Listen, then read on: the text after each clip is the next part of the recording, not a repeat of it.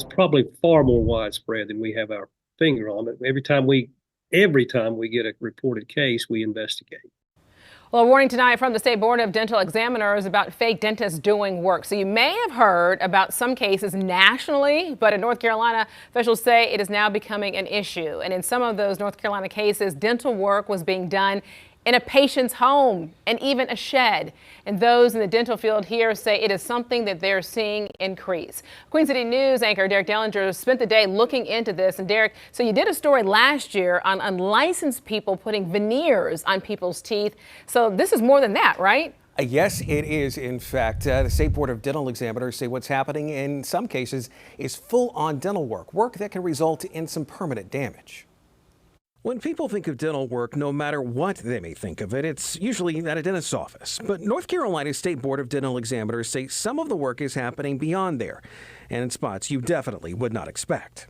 We know in at least one case of the shed, where the guy was extracting teeth in a shed, that there was no real sanitary procedure being followed. Bobby White is the executive director and legal counsel for the State Dental Board. They find out about the unlicensed work from other dentists, licensed ones, who sometimes, if they can, have to fix the work. Last year, Queen City News told you about unlicensed people doing work on teeth veneers, but the board says the work now is running the gamut. Extractions, you talked about the veneers. We're also about people who have break a tooth or chip a tooth and they replace the missing part or even the whole prosthetic. We've also had cases where people have done orthodontics, placed braces on teeth of children with dire consequences. There are two instances of cases in North Carolina over the last year or so. A woman accused of taking dental work to the patient's home and the friend of that patient, and a woman who is accused of forging a dental hygienist license. The board says there are more than that, and it's still happening. There is an uptick.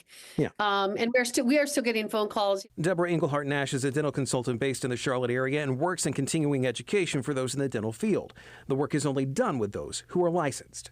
We're not going to be teaching unlicensed dentists to do these procedures. And we're still getting, I'd say we probably get 2 calls a week asking if they can sign up for these courses. Unlicensed work has been blamed for children losing their permanent teeth, permanent disfigurement, and permanent damage to teeth. The operative word here is permanent, something the board says people need to take to heart.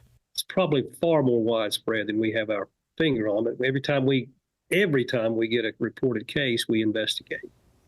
Now, you may be wondering here, is this a rampant thing? Well, not really, but it comes down to a simple rule of this. If it sounds too good to be true, it probably is. Legitimate dental work is not cheap, but it is done in sterile environments with safeguards to protect both those in the dental field and also the patient. Alicia? The story, just listening to it, it's like painful. I mean, when you think about just what people were doing, but there were 2 cases in particular that you spoke about of a woman, one who was forging a dental hygienist license and also a woman who was doing unlicensed dental work. So can you give us an update with those 2 cases? Both cases right now, they are being criminally prosecuted. Now, we did make a point of pulling the court records for both, but both cases right now, at least, are still pending in the courts. All right, sounds good. Derek Dellinger, thank you so much for your reporting. Oh, it's just too painful when you think about it. Yeah. Very.